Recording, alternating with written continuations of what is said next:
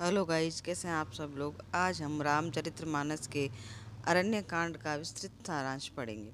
अरण्य कांड रामायण का तीसरा कांड है। इसमें श्री राम माता माता सीता और लक्ष्मण के वनवास जीवन की घटनाएं वर्णित हैं। अयोध्या त्यागने के बाद तीनों दंडकारण्य वन में पहुंचते हैं और वहां विभिन्न ऋषियों और मुनियों के आश्रमों में रहते हैं। वे सभी साधु संतों की रक्षा करते हैं, क्योंकि राक्षस उन्हें यज्ञ करने से रोकते थे। ऋषि आश्रमों में प्रवास। वन में श्री राम और लक्ष्मण अनेक महर्षियों से मिलते हैं, जैसे अगस्त्य ऋषि, अत्रि ऋषि और अनसुईया माता। अनसुईया माता सीता को सदा सुहागिनी रहने का वरदान देती हैं और इनमें दिव्य आभूषण भेंट करती हैं। अगस्त्य ऋषि श्री राम को दिव्य अस्त्र शस्त्र प्रदान करते हैं ताकि वे धर्म की रक्षा कर सके। सुपर्णखा प्रसंग। एक दिन वहाँ रावण की बहन सुपर्णखा आती है। वह श्री राम को देखकर मोहित हो जाती है और विवाह का प्रस्ताव रखती है।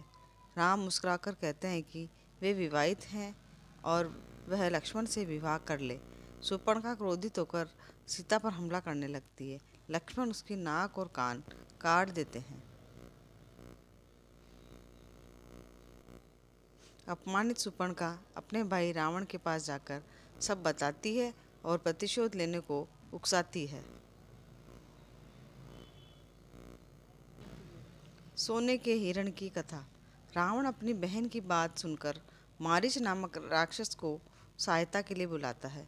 मारीच सोने की हिरण का रूप लेकर राम के आश्रम के पास आता है।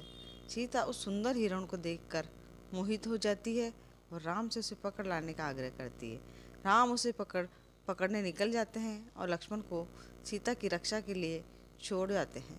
थोड़ी देर बाद मारीच हाँ सीते हाँ लक्ष्मण कहकर मर जाता है। सीता ये आवाज़ सुनकर भयभीत हो जाती है और लक्ष्मण को राम की सहायता के लिए भेज देती है। रावण द्वारा सीता का हरण। राम और लक्ष्मण के दूर जाते ही रावण साधु का वेश धारण करके आता है। सीता उसे भिक्षा देती है। तब रावण अपने असली रूप में आकर उनका हरण कर लेता है। वह अपने पुष्पक विमान में बैठाकर सीता को लंका ले जाता है। जटायु का पराक्रम। सीता को ले जाते समय जटायु नामक गरुड़ पक्षी उन्हें बचाने की कोशिश करता है। वह रावण से वीरता से लड़ता है, पर रावण उसके पंख काट देता है। जटायु घायल होकर जमीन पर गिर जाता है। शबरी से भेंट।